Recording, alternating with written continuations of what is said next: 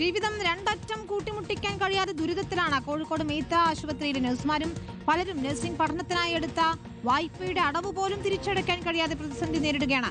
അവശ്യ വസ്തുക്കളുടെ വിലവർധനയും മറ്റു ജീവിത ചെലവുകളും ഓരോരുത്തരെയും പ്രയാസത്തിലാക്കുന്നു. എന്ന് തീരും ഈ കഷ്ടപ്പാട്? കാണാം ശരത് എസ് തയ്യാറാക്കിയ റിപ്പോർട്ട് കൂടി.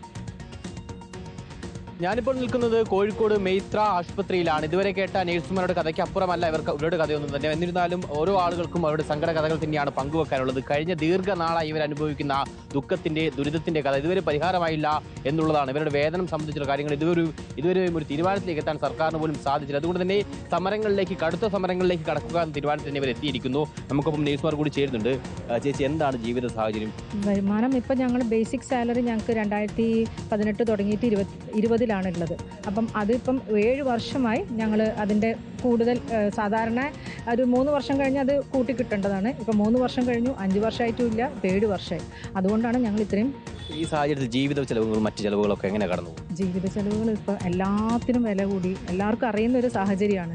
നമുക്കിപ്പം ഓരോ കാര്യങ്ങൾക്കും ഇറങ്ങിക്കഴിഞ്ഞിട്ടുണ്ടെങ്കിൽ എത്ര ബുദ്ധിമുട്ടിയിട്ടാണ് ഇതാകുന്നതെന്ന്. അപ്പം നമുക്ക് രണ്ടറ്റം കൂട്ടിമുട്ടിക്കാൻ വളരെ പ്രയാസമുണ്ട്. നേഴ്സസ് എല്ലാം ഇപ്പം പുറത്തോട്ട് പോകാൻ വേണ്ടിയിട്ടാണ് ശ്രമിക്കുന്നത്. പക്ഷെ നമുക്ക് നമ്മുടെ നാട്ടിൽ നിന്നിട്ട് നമ്മുടെ കുടുംബത്തെ നോക്കാനുള്ളൊരു സാഹചര്യം ഉണ്ടാകുന്നില്ല ഇവിടെ. ഇപ്പം ഈ ഒരു തുച്ഛമായ സാലറി കൊണ്ട് ഞങ്ങൾ കുടുംബം നോക്കാൻ പറ്റുന്നില്ല. ഇപ്പം എല്ലാവരും പുറത്തോട്ട് പോകണം എന്നല്ലല്ലോ. ലക്ഷങ്ങൾ മുടക്കിയായിരിക്കും ഒരുപക്ഷെ നിങ്ങൾ ഈ പഠനം പൂർത്തീകരിച്ചിട്ടുണ്ടാകും. പക്ഷേ അതിനുള്ള വരുമാനമില്ല.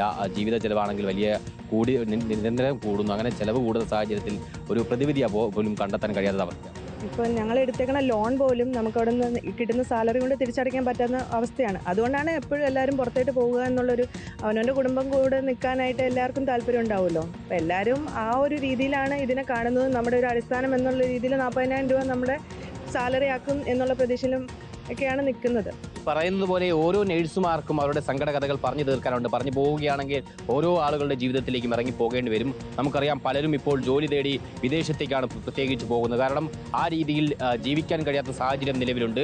ഇവരുടെ വേതനം പോലും ജീവിത ചെലവിനോ അല്ലെങ്കിൽ പഠനത്തിന് വേണ്ടി എടുത്ത് ലോൺ അടയ്ക്കാൻ പോലും തികയാത്ത രീതിയിലുള്ള കഷ്ടത ഇവർ കഴിഞ്ഞ ദീർഘനാളായി അനുഭവിക്കുന്നു. അതുകൊണ്ട് തന്നെ ആ പ്രശ്നം തന്നെയാണ് ഇവർ മുന്നോട്ട് വെക്കുന്നത്. കടുത്ത സമരങ്ങളിലേക്ക് വരും ദിവസങ്ങളിലേക്ക് കടക്കാൻ തന്നെയാണ് എന്തായാലും ഇപ്പോൾ ഇവർ തീരുമാനിച്ചിരിക്കുന്നത്. വീഡിയോ ജേർണലിസ്റ്റ് സജിത് കണ്ണനൊപ്പം reporter Sarath S reporter Kozhikode.